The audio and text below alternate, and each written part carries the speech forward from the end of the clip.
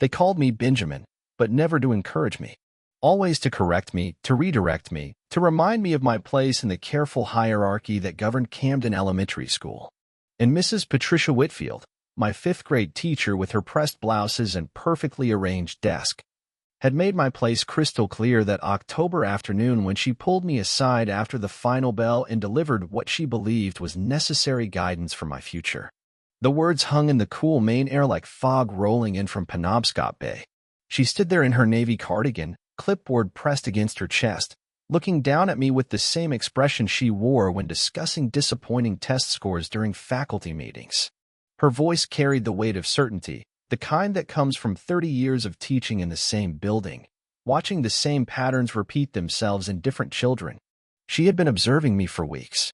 My inability to sit still during her carefully structured lessons. My tendency to ask questions that veered away from the curriculum. My struggle with traditional reading assignments that felt like trying to decode a language I almost understood but couldn't quite grasp. What she saw was a restless child who disrupted the orderly flow of her classroom, who couldn't seem to appreciate the importance of following directions, who would clearly struggle to find his place in the world without significant intervention. What she didn't see was the boy who went home to a small apartment above Morrison's hardware store, where his grandmother Catherine worked 60 hours a week to keep them afloat after his parents died in a car accident on Route 1. What she didn't witness was me reading comic books under my covers with a flashlight because they were the only stories that made sense to me, the only narratives that moved at the speed my mind needed to follow along. But what she definitely didn't expect was that 28 years later, I would walk into the same school board meeting where she now sat as assistant superintendent and announced that I had just purchased Camden Elementary School. Let me tell you how we got there, and why her prediction became the foundation of everything I built. The invisibility started early, the way it often does in small towns where everyone knows everyone else's business. Camden was the kind of place where your reputation was established by third grade and followed you through graduation. I was the Harris boy, the one without parents, the one who lived with his grandmother above the hardware store, the one who couldn't seem to find his rhythm in the carefully orchestrated dance of elementary education. Mrs. Whitfield wasn't the first teacher to write me off, but she was the most systematic about it. She had this way of organizing her classroom that reflected her belief in natural hierarchies. The high achievers sat in the front rows, their desks arranged in neat lines facing her podium. The middle students occupied the center, close enough to catch her attention when they raised their hands, but far enough back to avoid constant scrutiny. And then there were the back rows, where students like me were placed not out of malice, but out of what she considered practical classroom management. She believed in the power of expectations to shape outcomes. If you expected students to succeed, they would rise to meet those expectations. If you expected them to struggle, well, at least you wouldn't be disappointed. This philosophy had served her well for decades, producing consistently high test scores and glowing reviews from parents whose children thrived under her structured approach. The problem was that her system had no room for students who learned differently, who processed information at their own pace, who needed to move and question and explore to make sense of the world. Students like me didn't fit into her carefully constructed categories, so we were filed away in the corner where we could do the least damage to the overall classroom dynamic. The October afternoon when she delivered her prediction about my future had been particularly difficult. I had been struggling with a long division worksheet, the kind of repetitive exercise that made my mind wander to more interesting questions. Why did we need to divide large numbers by hand when calculators existed? What were the real-world applications of these problems? Could there be different ways to arrive at the same answer? These questions had led me to develop my own method for solving the problems, one that made more sense to me, but didn't follow the prescribed steps outlined in our textbook. When Mrs. Whitfield discovered my alternative approach during her rounds of the classroom, she had stopped in her tracks, her face registering the particular disappointment reserved for students who refused to follow instructions. She had kept me after class that day, not for punishment, but for what she considered necessary guidance. The other students had filed out, chattering about after-school plans and weekend activities, while I remained seated at my desk in the back corner, waiting for her verdict. The conversation that followed was one-sided, delivered in the measured tone she used for parent conferences and difficult discussions. She had been teaching for 30 years, she explained, and she had seen patterns emerge in her students that allowed her to predict their future trajectories with reasonable accuracy. Students who couldn't follow simple directions, who insisted on doing things their own way, who struggled with basic organizational skills, often found themselves limited in their career options. This wasn't meant as cruelty, she assured me, but as reality. The world required people who could follow instructions, who could work within established systems, who could accept that there was usually one right way to do things. My tendency to question and explore and create my own solutions might seem creative, but it would ultimately hold me back in environments that valued consistency and reliability. She had seen students like me before, she continued, and they often ended up in service positions where their inability to follow traditional academic paths led them to work with their hands rather than their minds. There was nothing wrong with such work, she emphasized, but it required a different kind of preparation than what college-bound students needed. Her final words were delivered with the gentle firmness of someone who believed she was doing me a favor by managing my expectations early. If I continued on my current path, if I didn't learn to conform to the requirements of traditional education, I would likely find myself in a position where my job prospects were limited to manual labor. She mentioned several possibilities, but the one that stuck was her suggestion that I might end up cleaning toilets for the rest of my life. I didn't argue with her assessment. At 10 years old, I didn't have the vocabulary or the confidence to challenge a teacher's prediction about my future. I simply nodded and gathered my things, walking out of that classroom with her words echoing in my mind. But something had shifted in me that afternoon, something that would take years to fully understand. Instead of accepting her limitation as fact, I began to see it as a challenge. Not in the way she had intended, as motivation to conform to her expectations, but as an invitation to prove that there were multiple paths to success, multiple ways to define achievement, multiple ways to build a meaningful life. Middle school and high school passed in a blur of adaptation and observation. I learned to work within the system without being consumed by it, to give teachers what they needed while preserving the parts of myself that didn't fit their expectations. Camden Regional High School was larger than the elementary school, with more teachers and more opportunities to find adults who appreciated different learning styles. I discovered that I excelled in subjects that allowed me to move and think and create rather than simply memorize and regurgitate. Shop class became my sanctuary, where I could work with my hands while engaging my mind in problem solving. Science labs allowed me to ask questions and explore hypotheses in ways that traditional classroom discussions never could. Art classes gave me permission to see the world from different angles, to find beauty in unexpected places. But the real education happened after school and on weekends, when I worked various jobs around Camden to help my grandmother with expenses. I started at 14, bagging groceries at Shaw's supermarket, learning about inventory management and customer service.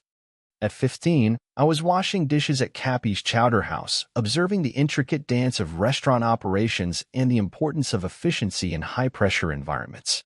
At 16, I took a job that would change everything, working for Thomas McKenzie, who ran a small cleaning and maintenance company that serviced businesses throughout the Mid-Coast region. The job involved exactly what Mrs. Whitfield had predicted: cleaning toilets, mopping floors, emptying trash cans, and maintaining buildings that most people took for granted. But Thomas McKenzie was different from anyone I had encountered in an educational setting.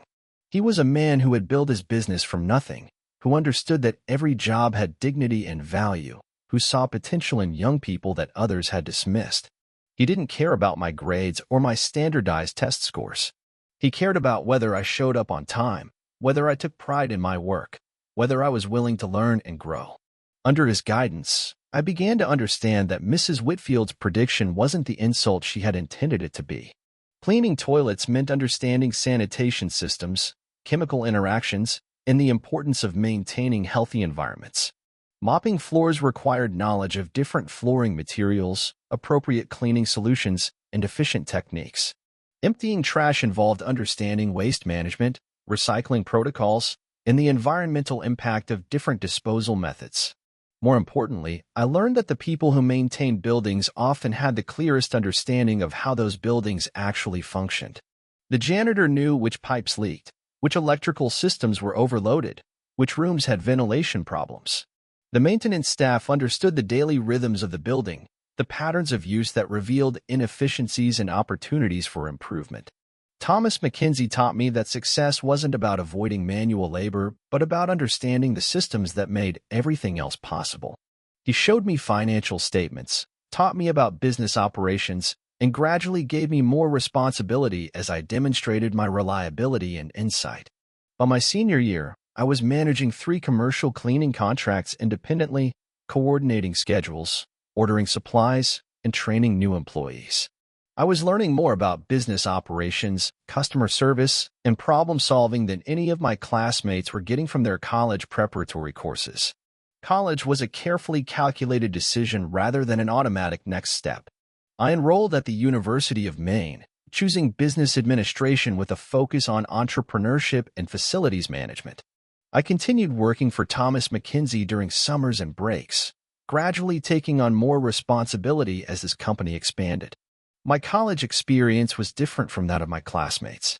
While they were discovering independence and exploring their interests, I was applying theoretical concepts to real-world challenges I had already encountered. Business classes taught me to understand financial statements I was already reading, marketing courses explained principles I was already implementing, and management classes formalized leadership skills I was already developing. The academic work was challenging but manageable.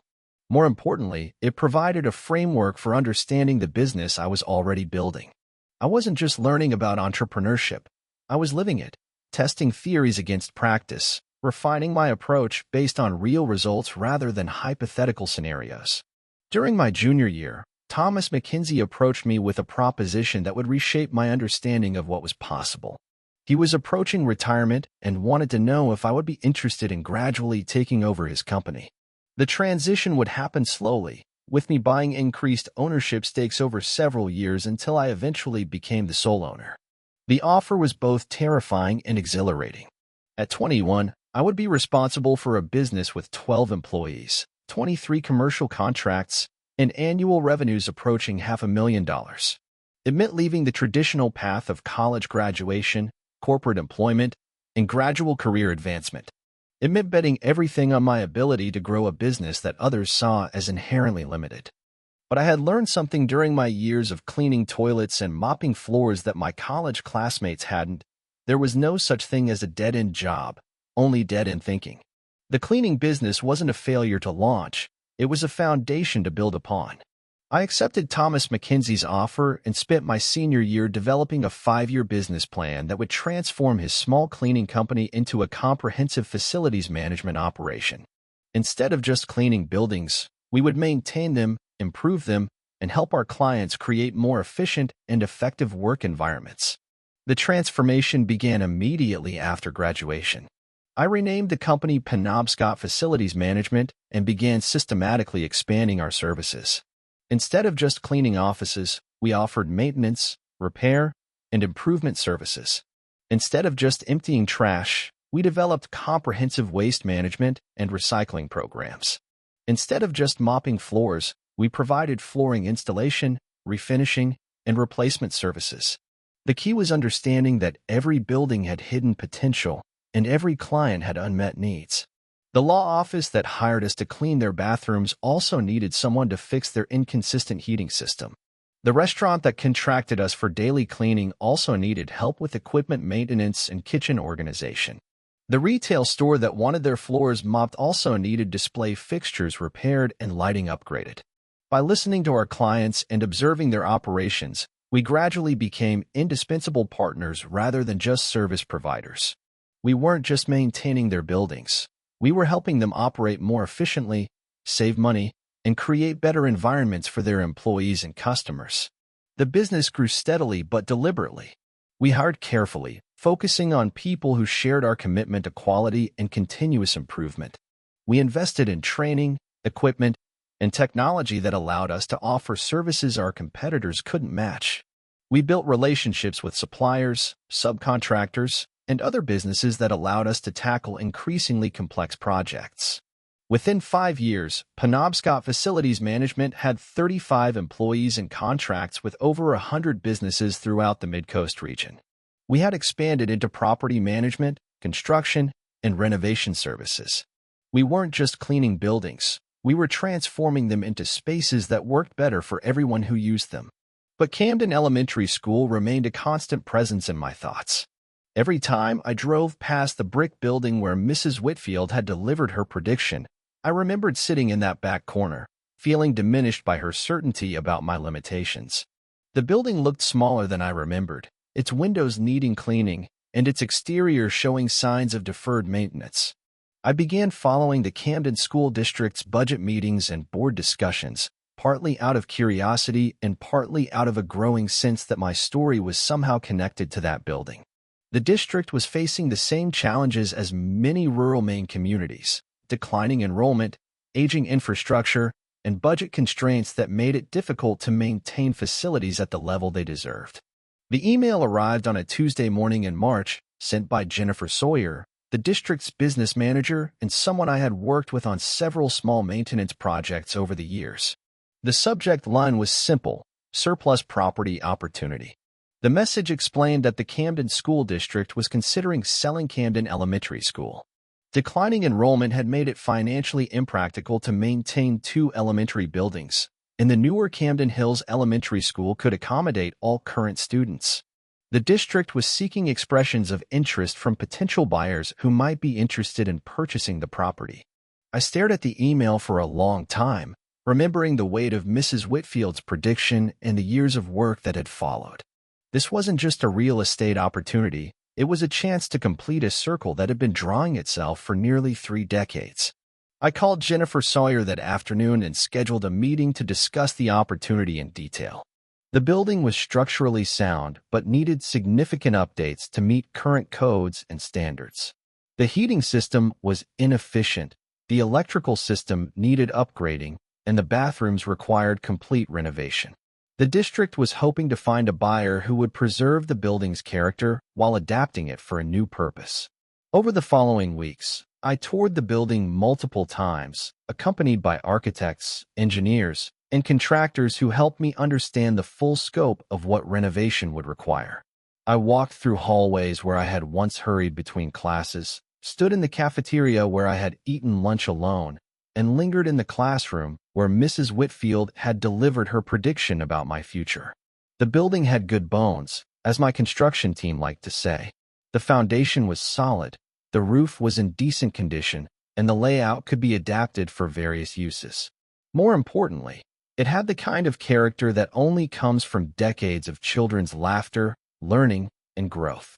But I wasn't interested in converting it into condominiums or office space. I had a different vision, one that had been developing in my mind since I first learned the building might be available. I wanted to create something that would honor both the building's history and its potential for serving the community in new ways. The plan I developed over the following months was ambitious but carefully thought out. Camden Elementary School would be transformed into the Camden Community Learning Center, a place where traditional education would be supplemented by hands-on learning, entrepreneurship training, and practical skills development. The concept was based on everything I had learned about the gap between traditional education and real-world success. Too many students were graduating from high school without practical skills, without understanding how businesses operated, without experience in problem-solving and critical thinking. The Camden Community Learning Center would address these gaps by providing alternative educational opportunities for students who learn differently. The curriculum would include traditional academic subjects, but would emphasize practical applications and real-world connections.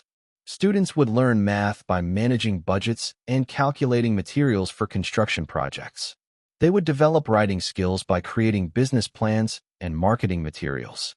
They would explore science through hands-on experiments and environmental projects. But the heart of the program would be its focus on entrepreneurship and practical skills. Students would learn carpentry, plumbing, electrical work, and other trades that were in high demand throughout the region. They would also learn business fundamentals, financial literacy, and project management skills that would serve them whether they pursued higher education or entered the workforce immediately after graduation. The building's layout was perfect for this vision. The old classrooms would be converted into workshops and laboratories.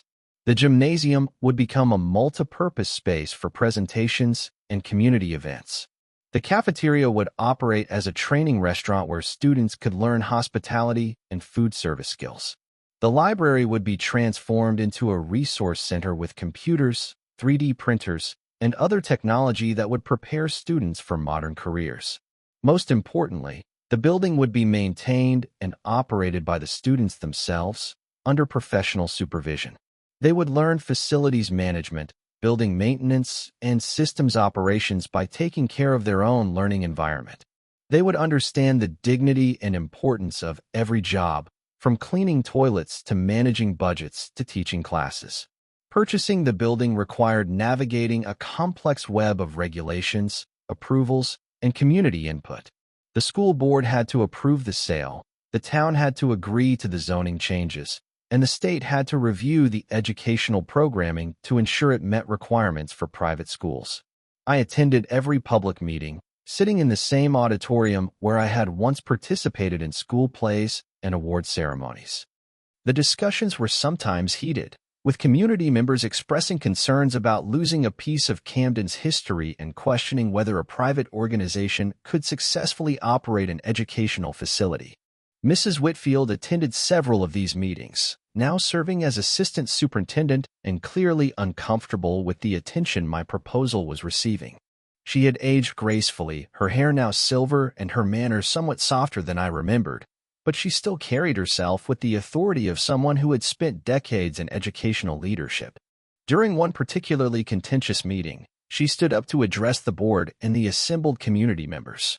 Her concerns were practical and professionally presented: the challenges of operating a private school, the importance of maintaining educational standards, and the need to ensure that any new program would truly serve students rather than simply providing an alternative to traditional education.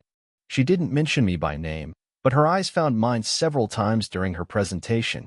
I could see the recognition there, the memory of the boy who had sat in the back corner of her classroom, and perhaps the beginning of understanding about what had happened in the years since. I didn't respond to her concerns that evening. Instead, I spent the following week preparing a comprehensive presentation that would address every question and concern that had been raised. I enlisted the help of educational consultants, successful entrepreneurs, and community leaders who could speak to the value of alternative educational approaches. The final school board meeting was held on a humid evening in August, with the kind of Maine heat that made the old building's lack of air conditioning particularly noticeable. The auditorium was packed with parents, teachers, business owners, and community members who had been following the discussion for months. I had prepared extensively for this moment, but as I walked to the podium where I had once received a perfect attendance award, I felt the weight of all the years that had passed since Mrs. Whitfield's prediction. This wasn't just a business presentation. It was the culmination of a journey that had begun in disappointment and evolved into possibility. I began by acknowledging the concerns that had been raised about the proposal. Selling a beloved community institution to a private buyer was naturally unsettling, and it was appropriate to ask hard questions about the future of the building and the students it would serve. But I also wanted to share my own story, to explain why this project was personal and how it connected to the broader challenges facing education in rural Maine. I talked about being a student who didn't fit the traditional mold, who struggled with conventional approaches but thrived when given opportunities to learn through hands-on experience and real-world application. I described the years of building a business from the ground up, learning that success came not from avoiding manual labor but from understanding the systems that made everything else possible. I explained how cleaning toilets had taught me about sanitation, chemistry, and the importance of maintaining healthy environments. How mopping floors had led to understanding different materials, appropriate treatments, and efficient techniques. How emptying trash had revealed insights about waste management, recycling, and environmental responsibility. The presentation included detailed architectural plans, financial projections, and educational programming that addressed every concern that had been raised. I I showed how the building would be renovated to meet current standards while preserving its historical character. I explained the funding sources that would support the operation, the partnerships with local businesses that would provide real-world learning opportunities, and the metrics that would be used to measure success. But the heart of the presentation was the vision of what the Camden Community Learning Center could become, a place where students who learn differently could discover their potential, where practical skills were valued alongside academic achievement, where entrepreneurship and innovation were encouraged rather than discouraged. I concluded by addressing Mrs. Whitfield directly, acknowledging her role in shaping my understanding of education and its possibilities. Her prediction about my future had been accurate in ways she couldn't have imagined, but it had also been limited by her understanding of what success could look like. The vote was unanimous. The Camden School District agreed to sell Camden Elementary School to Penobscot Facilities Management for conversion into the Camden Community Learning Center. The renovation took 18 months and involved every skill I had learned during my years in the facilities management business. We upgraded the electrical system, installed modern heating and cooling, renovated the bathrooms, and created state-of-the-art workshops and laboratories throughout the building. The old classroom where Mrs. Whitfield had delivered her prediction became the Entrepreneurship Center, where students would learn to develop business plans, understand financial statements, and create marketing strategies.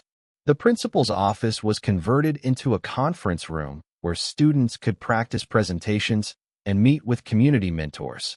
The bathrooms that had once symbolized the limitation of my future became teaching laboratories where students learned plumbing, tile work, and facility maintenance. These weren't punishment assignments, but opportunities to understand the systems that kept buildings functioning and the skills that were in high demand throughout the region. Mrs. Whitfield requested a meeting during the renovation process. She came to the building on a Saturday morning, when the construction noise was minimal and we could walk through the spaces without hard hats and safety equipment. She looked smaller than I remembered, but she still carried herself with the careful dignity that had characterized her teaching style. She had prepared remarks, she told me, but seeing the building in its transitional state had made her reconsider what she wanted to say. Instead of the formal apology she had planned, she simply acknowledged that she had been wrong about my potential, about the nature of success, and about the value of different types of intelligence. I responded that she hadn't been wrong about everything. Her prediction had been accurate in its details, even if it had been limited in its vision. I had ended up cleaning toilets, and that experience had taught me lessons that no traditional classroom could have provided. The difference was that I had learned to see cleaning toilets not as a failure, but as preparation for something larger. We walked through the building together, and I explained how each space would be used, how students would learn through hands-on experience, and how the program would prepare them for success in whatever path they chose to pursue. She listened carefully, asking thoughtful questions and offering insights based on her decades of educational experience. By the end of our conversation, she had agreed to serve as an educational consultant for the Camden Community Learning Center, helping to develop curriculum and teaching methods that would serve students who learned differently. Her experience with traditional education, combined with the alternative approaches we were developing, would create a more comprehensive and effective learning environment. The Camden Community Learning Center opened in September with 43 students, ranging in age from 14 to 18. Some had struggled in traditional school settings, others had been homeschooled, and a few were early graduates who wanted practical skills before pursuing higher education.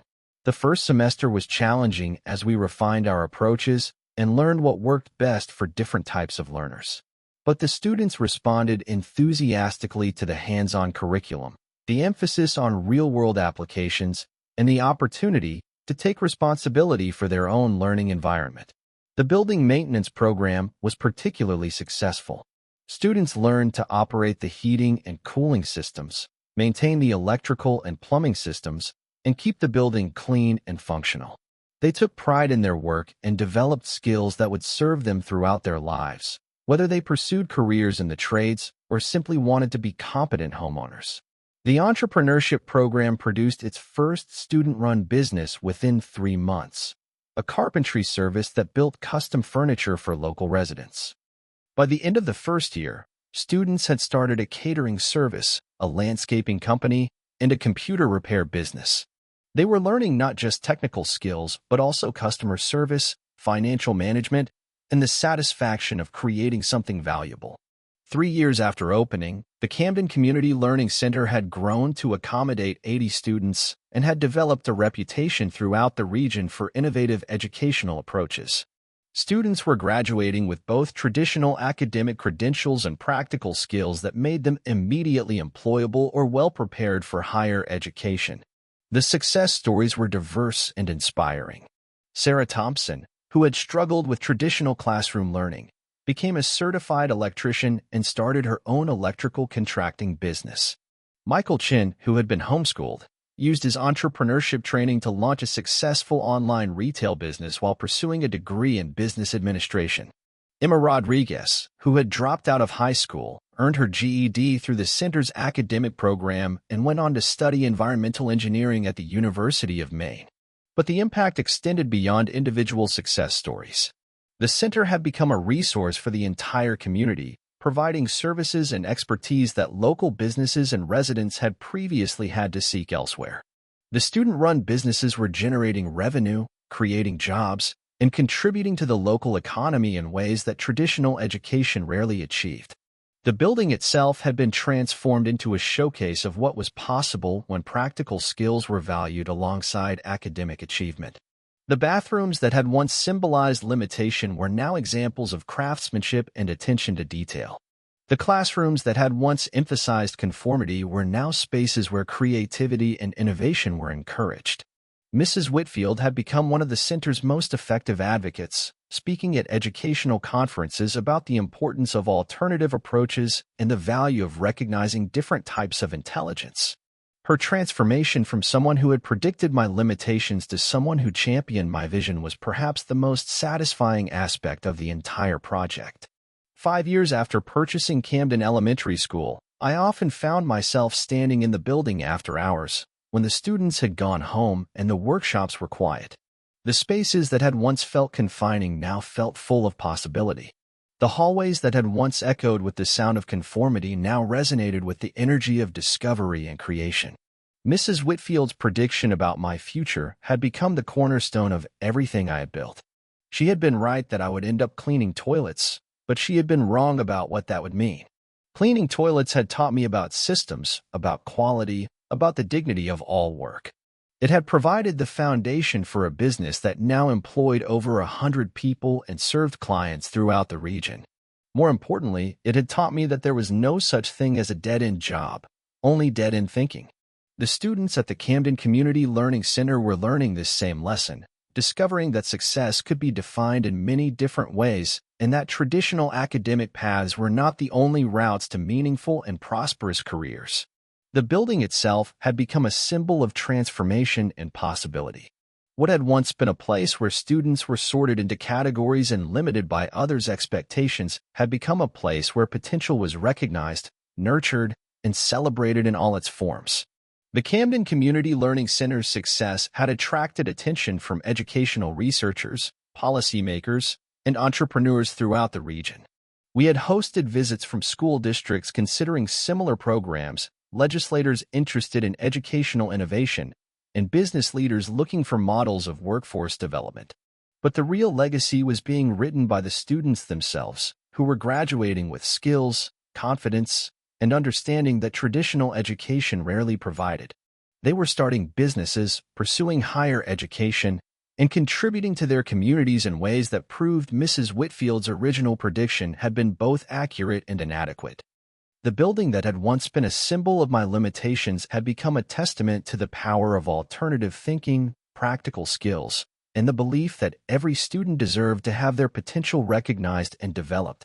The toilets that had once represented the bottom of possibility had become teaching tools that helped students understand the systems that made everything else possible. And Mrs. Whitfield, who had once predicted my future with certainty, had learned to see prediction as invitation rather than limitation.